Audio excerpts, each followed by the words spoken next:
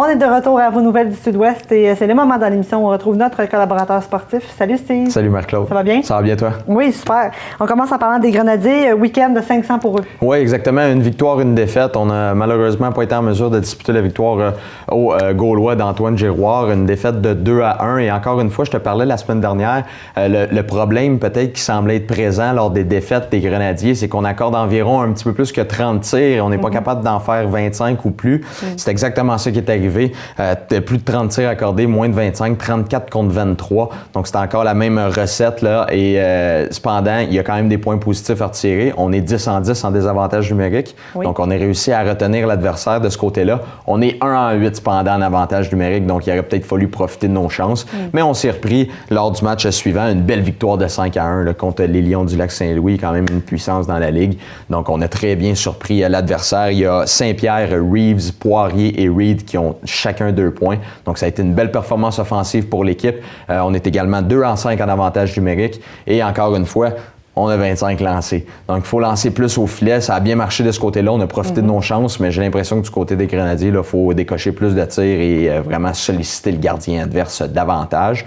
Toujours est-il qu'une victoire, une défaite, eh bien, ça nous donne un total de 15 points. On est toujours 4e dans la division maintenant avec 5 victoires et 8 défaites. Donc, on continue de grimper la pente et on descend pas plus bas qu'on l'était, là. On peut rester au même stade quelques matchs, là, une petite période et monter ensuite. Au moins, c'est pas de la régression de leur côté. Et on aura sans doute l'occasion de s'améliorer là, sur ces points-là. Oui, exactement. Et du côté du Collège Charlemagne, là, rapidement, là, 2 victoires ce week-end, dont une en fusillade, et ça leur donne le 2e rang de la division taxe avec 21 points. Donc, belle récolte pour Charlemagne ce week-end. Parfait. Et du côté de Georges Saint-Pierre qui vient de Saint-Isidore, donc rappelons-le, c'est un petit gars de la place. Il est rendu joueur autonome, si on peut dire. Oui, bien, c'est ce qu'il a dit, c'est ce qu'il a annoncé. Il a dit qu'il était joueur autonome, que son contrat avec la UFC était terminé. J'ai un peu de difficulté à croire ça, puisque le UFC s'est empressé de démentir la nouvelle. Et là, ce matin, plusieurs articles sur Internet mentionnent que Daniel Cormier et il y a Anthony Johnson, je pense, si je me trompe pas aussi, qui disent « Moi, je crois pas à cette affaire-là de Georges Saint-Pierre. J'ai vraiment l'impression qu'on va le revoir dans l'UFC. » Les 2 hommes qui sont, je vous le rappelle, là, des bagarreurs, des combattants de l'UFC. Ils ont dit « J'ai beaucoup de difficulté à croire que il a vraiment mis fin à toute discussion. Ça allait bien jusqu'à maintenant. On prévoyait un retour peut-être pour le 206 au Centre Air Canada à Toronto. Ça aurait été un bel endroit. La table était mise. Je ne sais pas qu'est-ce qui s'est passé, mais ça va être un dossier à surveiller assurément. Définitivement. Et du côté des Canadiens de Montréal, bien, bonne nouvelle pour les amateurs donc de Alex Galchenyuk qui sera à Bois-Arnois dans les prochaines semaines. Oui, exactement. Le 30, là, tu m'avais donné l'adresse là, il y a quelques minutes. 651 chemin de la Beauce. Oui, exactement. Donc, ça va être un rendez-vous.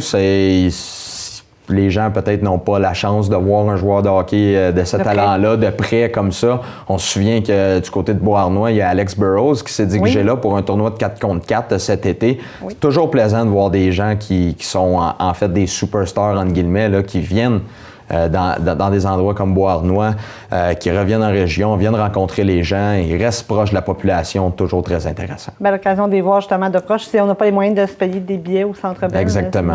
Une belle occasion d'aller lui faire un coucou. Absolument. Et il y avait également le match d'ouverture hier des Canadiens. Ça a bien été contre les Penguins de Pittsburgh. Ouais, Sidney Crosby n'était pas là. Donc, Exactement, oui. On dira que Sidney Crosby n'était pas là, mais il y avait quand même Malkin, il y avait quand même Phil Kessel, les joueurs qui ont été des joueurs de soutien lors de la dernière conquête de la Coupe Stanley, mais les Connor Sherry, les Brian Rust, ces gars-là ont été présents, ont quand même très bien joué tout le match. Un nom que je retiens, c'est Montoya pour ce match-là, parce qu'il a démarré le match en force, malgré le fait que le Canadien a marqué avec 23 secondes seulement d'écoulé. Oui, on a l'impression que c'est l'énergie de Jacques Demers qui a été transmise dans Max Pacioretty, puisque immédiatement, lorsqu'il a eu une chance, il en a profité. Et juste avant, on avait raté un filet ouvert là, du côté de Galchenyuk, là, donc on bourdonnait déjà en zone des Penguins de Pittsburgh. Mais quand même, il ne faut pas laisser autant de temps un joueur de talent comme Pacioretty dans l'enclave parce qu'il en profite immédiatement. Et ensuite, ça a été l'affaire d'Al Montoya et ensuite les Canadiens ont racheté des buts. Alexander Radulov qui a marqué son premier. Il y a eu une petite controverse. On aurait pu refuser le but. Finalement, le but était bon. Ça enlève une pression sur ses épaules de Radulov qui a disputé 2 très bons matchs depuis le début de la saison. N'a pas réussi à marquer. Et là, il a réussi à marquer dans le match d'ouverture. Donc, belle cérémonie d'ouverture.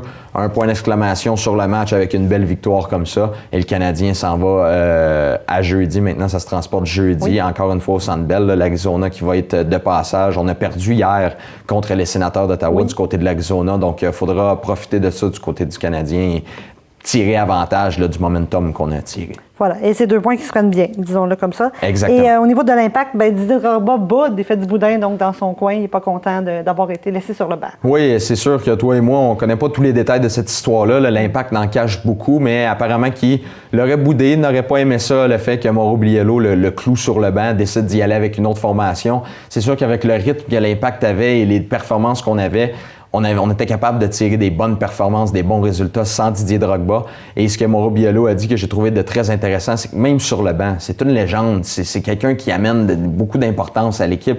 Il a beaucoup d'importance pour l'équipe et il amène une certaine énergie, un certain leadership de plus. Également. Donc, même s'il est sur le banc, il reste important pour l'équipe quand même. Apparemment que tout est réglé. Joey Saputo a rencontré les médias hier, a dit que tout est réglé. Je ne sais pas pourquoi on parle de conflit. C'est pas nécessairement un conflit. C'est peut-être son ego a été écorché un peu. Il l'a pas pris. Il s'est excusé à l'équipe. Tout est beau. Patrice Bernier lui a parlé. Apparemment, Drogba est prêt à reprendre l'entraînement. L'Impact de Montréal qui s'est qualifié pour les séries, là, on voudrait assurément rentrer dans le tournoi automnal là, avec force et avec beaucoup de momentum. Et avec tous les joueurs également, donc on va suivre ça avec attention.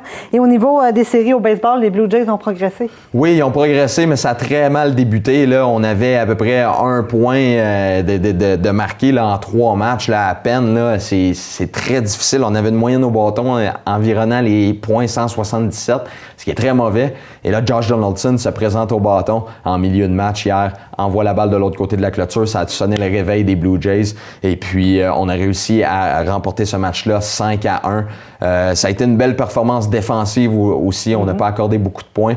Faudra transporter cette énergie-là au prochain match et continuer parce que la pente reste quand même très abrupte. Là, on tire de l'arrière par 2 encore une fois. On fait face à l'élimination pour les 2 prochains matchs. Si on a la victoire, ensuite, ce sera un match numéro 7. Il y a encore beaucoup de travail à faire. Donc, on s'en reparle la semaine prochaine. Merci beaucoup, Steve. Merci.